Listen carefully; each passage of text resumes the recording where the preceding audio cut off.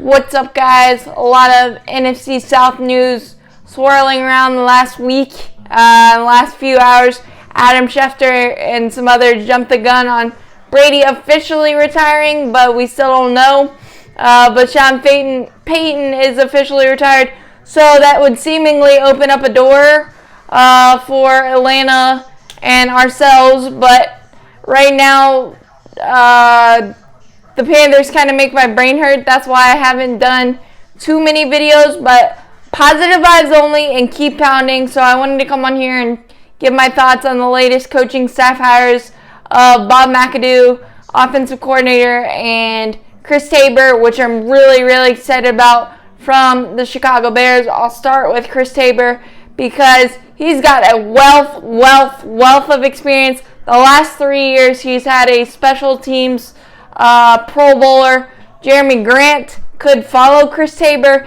He's been with David Tolb, I believe is his name, the legend out in Kansas City as well. So he is one of the best, and Chicago has ranked top 10 in special teams units the last 2 seasons under his leadership. So I'm very, very excited about that 3-year contract. And there's some interesting things we could do, especially if Christian McCaffrey, DJ Moore, I don't know that we would do that, but it opens up some interesting abilities, plus the consistency and need of special teams is huge. Brandon Zylstra, too, I think it could be used if he comes back as well, so that's very, very interesting. I'm very excited about that. So welcome to the QC, Chris Tabor.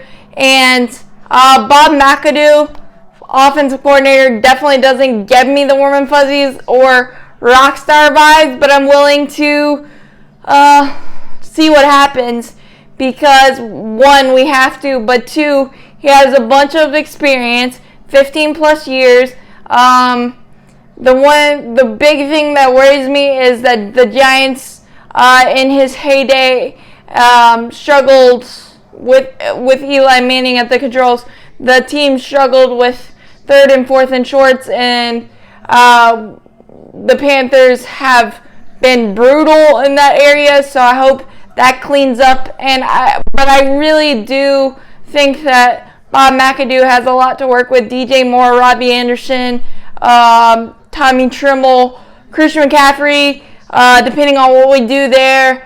But obviously, if we don't draft offensive line, if we don't draft at least 2 offensive linemen in this draft, I will probably want to throw something at my TV. I probably won't, but I will be very, very upset. And once we get some black tie type of clutch stuff up front, then we'll see what happens. And I'm willing to give Bob McAdoo a chance because he worked with Eli Manning. He worked with Aaron Rodgers. There's a wealth of knowledge there. And there's been some good things. And 15 years of experience is nothing to sneeze at as an offensive coordinator. I know the stats and numbers don't necessarily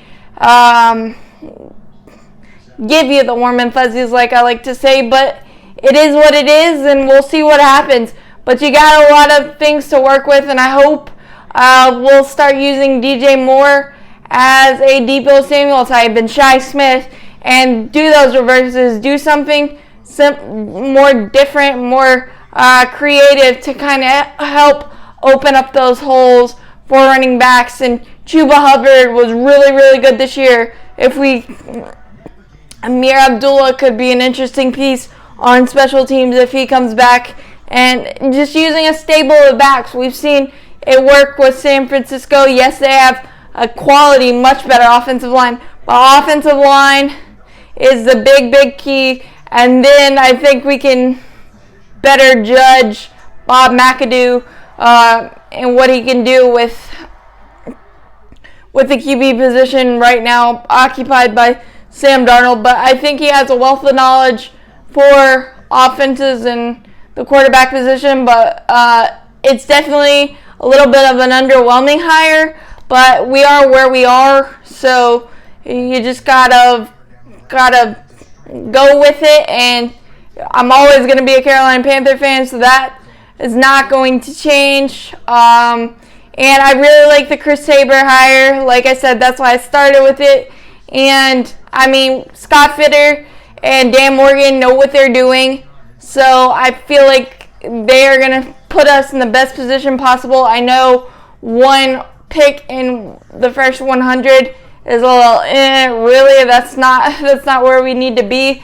But the draft is littered with quality offensive linemen in every round, and being able to get Brady Christensen in the 3rd round, left tackle, and him showing some signs of the possibility of being an everyday quality left tackle was really, really good at the end of the year, and I'm going to keep it positive that way. It's going to be interesting because the Vikings are interviewing Jim Harbaugh, which could possibly open up the University of Michigan, and Matt Rule has been linked to them. So still, I think things are very, very fluid for the Panthers and everything, but we're going to keep it positive here, and we've got a lot of good players. We've got a great GM and assistant GM. We'll just see how everything goes, and maybe Dave Tepper will actually say something to see the direction that we are going. But as always, keep pounding, go Panthers, and welcome to the QC, guys.